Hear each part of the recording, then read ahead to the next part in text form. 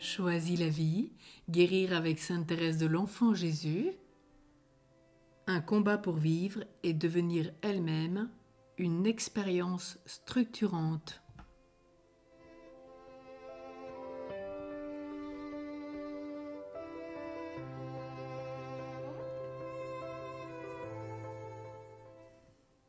En décembre 1875, Zélie écrivait « Thérèse vient me caresser en me souhaitant la mort.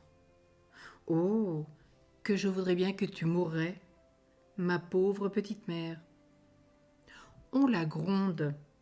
Elle dit « C'est pourtant pour que tu ailles au ciel, puisque tu dis qu'il faut mourir pour y aller. » Elle souhaitait de même la mort à son père quand elle était dans ses excès d'amour. Pour la petite Thérèse, amour signifiait mort.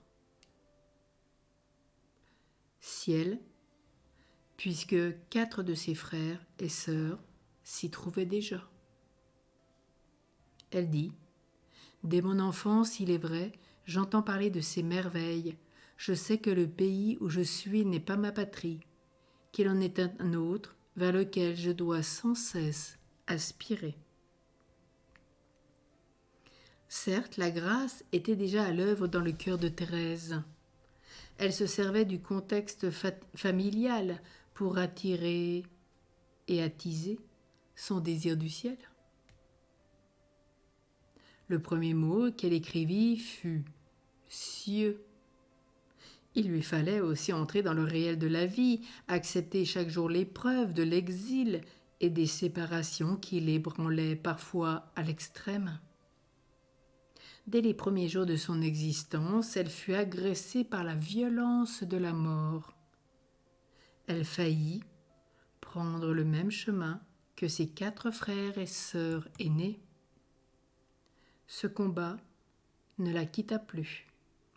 Toute sa vie, il lui fallut en découdre avec la mort et la souffrance causée par la séparation. Elle perdit sa maman à 4 ans. À 9 ans, sa Pauline chérie entre au Carmel. À 13 ans, sa chère Marie. À 16 ans, son papa fut défiguré par la maladie et mourut à l'aube de ses 21 ans. Enfin, à 24 ans, elle affronta une dernière fois la mort dans son corps. « Je ne meurs pas, dit-elle. J'entre dans la vie. » Thérèse était la dernière de la famille, ce qui lui laissait une place de choix en face de ses sœurs. On voit transparaître cependant dans sa vie la quête parfois véhémente de son identité, de sa vocation et de sa place dans l'Église. Elle portait le nom de la petite Thérèse. Décédée en octobre 1870 à l'âge de 2 mois. Cela n'est pas anodin dans le développement de sa personnalité, car l'enfant qui survient après un deuil risque de ne pas exister pour lui-même. Il devient l'enfant de remplacement. Il recherche l'amour de ses parents au travers du disparu qui apparaît toujours plus aimable que lui. Enfant, Pauline était son idéal. Jeune fille, elle devint la sœur d'âme de Céline. Elle désirait devenir une sainte, une grande sainte. Pourtant, jusqu'à la grâce de Noël 1886, elle resta dans l'ombre de ses sœurs, ne paraissant avoir d'autre volonté que celle des autres. Au Carmel, ayant répondu à l'appel de la vie religieuse, elle poursuivit sa quête ardente en s'identifiant à sainte Cécile de Rome, à sainte Jeanne d'Arc, jusqu'à ce que l'intensité de sa recherche éclata au grand jour dans le manuscrit B, 1 an avant sa mort. Je cite Ma vocation, enfin, je l'ai trouvée. Ma vocation, c'est l'amour.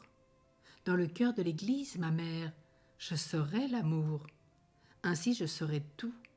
Ainsi mon rêve sera réalisé.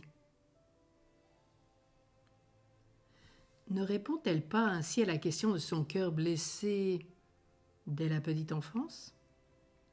Qui est Thérèse Martin? Elle avait lutté pendant des années contre une tendance fusionnelle. La relation fusionnelle, c'est quand il y a un mélange des personnalités jusqu'à la perte d'identité d'une ou des deux participants à la relation. Et maintenant, comment en est-elle arrivée là? N'était-ce pas l'œuvre de la grâce divine à laquelle elle avait participé? N'était-ce pas en restant constamment sous le regard du Père qu'elle avait fini par percevoir, dès sa vie d'ici-bas, sa véritable identité spirituelle, son nom nouveau, comme dans le livre de l'Apocalypse au chapitre 2, verset 17. Elle disait bien « Je serai l'amour ». Et nous, quel est notre nom nouveau ?